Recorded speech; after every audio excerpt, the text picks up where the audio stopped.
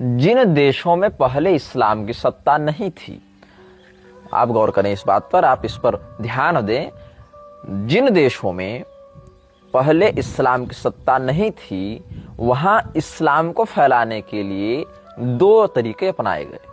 यदि वो देश समृद्ध संपन्न सैन्य बल से युक्त है तो वहां व्यापारी बनकर ये जाते हैं। हम अरब के व्यापारी हैं, हम मिस्र के व्यापारी हैं। हालांकि मिस्र भी पहले इस्लामी तो नहीं था तो अरब भी नहीं, लेकिन ठीक है, वहां से उसका उद्भव हुआ। तो अरब को अगर हम केंद्र मानते हैं इस्लाम का, अरब के बाहर के देशों में तो इस्लाम नहीं था, वहां इस्लाम पहुंचने के लिए दो तरीके अपनाए गए, व्यापार और तलवार। यदि उस देश की स्थिति आर्थिक रूप से दृढ़ है किंतु सैन्य शक्ति उसकी कमजोर है तो सीधा आक्रमण, वहां और कोई विकल्प नहीं होता है।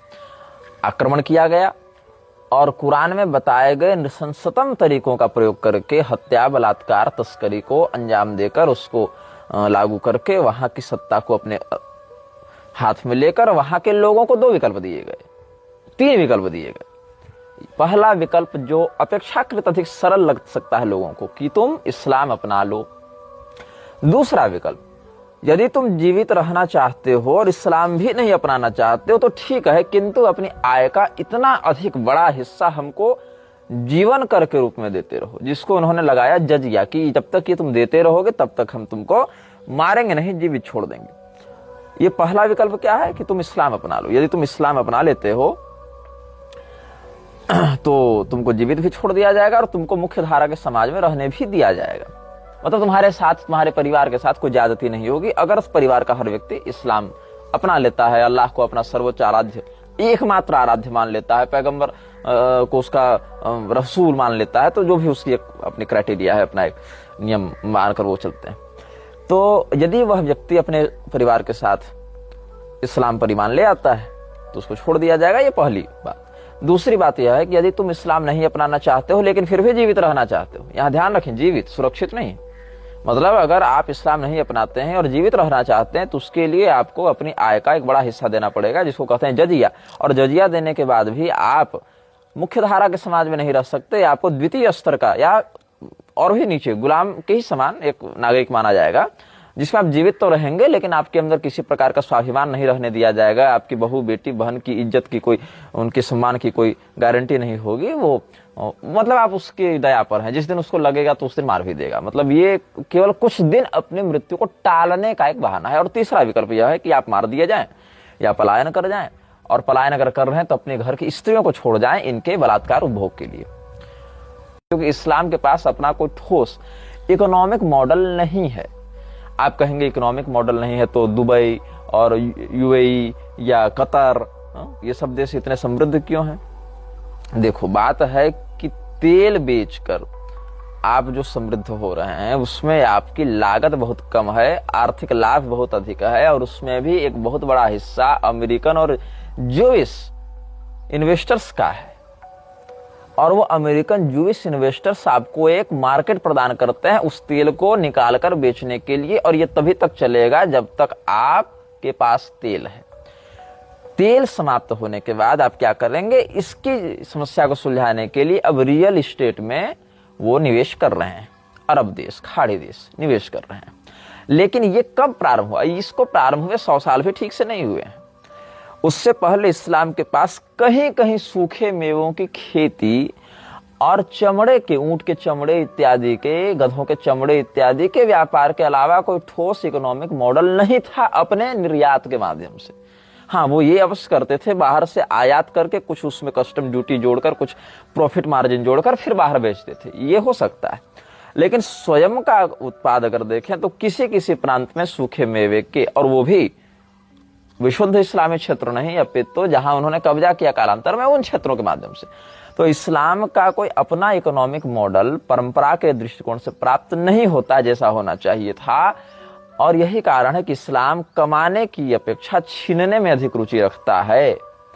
इसका अगर आपको प्रमाण देखना है तो ये जान लीजिए, जिन देशों में इस्लाम ही इस्लाम है केवल, क्या वहां शांति है? नहीं है। वहां पर वो छीनने के लिए अलग अलग गुट बना लेते हैं। भारत में क्या अहमदिया मुसलमान हैं? बिल्कुल हैं। क्या शिया मुसलमान हैं? बिल्कुल हैं। क्या सुन्नी मुसलमान हैं? बिल्कुल हैं। क्या भारत में अहमदिया, शिया और सुन्नी आपस में लड़ रहे हैं? आंतरिक मतभेद होने के बाद भी प्रत्यक्ष रूप से उतने मुखर होकर नहीं लड़ रहे हैं। किसके विरुद्ध लड़ रहे हैं? हिंदुओं के विरुद्ध लड़ रहे हैं। कौन? ये जितने इस्लामी फिरके हैं, जिसमें हमने 3-4 नाम आपको गिनाए। क्या पाकिस्तान में शिया हैं? बिल्कुल हैं। सुन्नी हैं? बिल्कुल हैं। अहमदिया हैं? बिल्कुल हैं। क्या वो शिया, सुन्नी, अहमदिया आपस में शांति से हैं? नहीं है। वहां हिंदुओं के ऊपर अत्याचार हो रहे हैं और हिंदुओं की संख्या बहुत कम हो चुकी है, ये बात सत्य है। किंतु हिंदुओं की स्थिति अब ऐसी आ चुकी है कि उनसे लड़ने में ज्यादा रुचि नहीं बची इस्लामियों की, चूंकि अब उनकी संख्या अधिक नहीं बची और उनको कभी भी किसी भी रूप में समाप्त किया जा सकता है, तो वो उनको लड़ने के लिए एक दूसरा विपक्षी चाहिए। तो जब दूसरा नहीं मिलेगा तो स्वयं को ही उस प्रकार से गठित करके शत्रु और पक्ष बनाकर लड़ेंगे। ईरान जो पहले पारस्य देश था, फारस था, वहां तो इस्लाम का ही, इस्लामिक कंट्री मानते हैं उसको।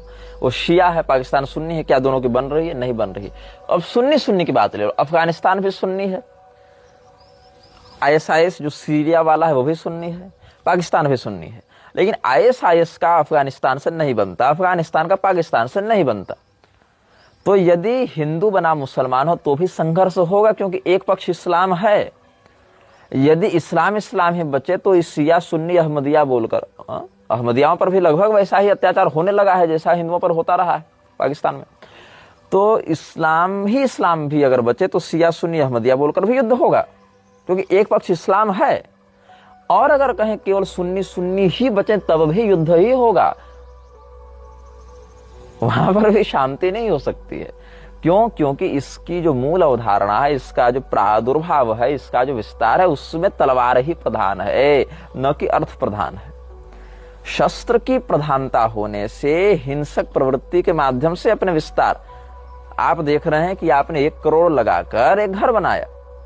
उस घर को बनाने के लिए सामने वाले को कमाना पड़ेगा, 1 करोड़ लगाना पड़ेगा। 1 करोड़ कमाने तक वो सक्षम रहा नहीं, जीवित रहा नहीं, तो उपभोग नहीं कर पाएगा। बहुत कुछ बातें हैं। लेकिन वो देखता है कि 1 करोड़ की जगह पर अगर हम 10, 20, 50 हजार में कोई कट्टा खरीद लेते हैं, अपने पास 10, 20 समान विचारधारा के लोग हैं, इसको मारकर घर कब्जा कर लेंगे, तो आपको 1 करोड़ भी नहीं लगा। कम से कम निवेश में अधिक से अधिक मुनाफा, और गारंटी इस बात की काफिर मारने से जन्नत मिलेगा, ये भी आप विश्वास लेकर चल रहे हैं। तो इससे क्या होगा कि आप कभी कमाने पर ध्यान नहीं देंगे। हाँ, जकात की बात आती है, दान जिसको आप समझ सकते हैं सरल भाषा में, जकात की बात आती है। लेकिन वो जकात काफिरों को नहीं मिलता। वो जकात किसको मिलता है? आप ही के फिरके वाले को मिलता है। आप ही के फिरके वाले को मिलता है। और बहुत बड़ा हिस्सा किसमें लगाया जाता है? मस्जिदों के निर्माण में, हथियारों के खरीद में, नेटवर्क मजबूत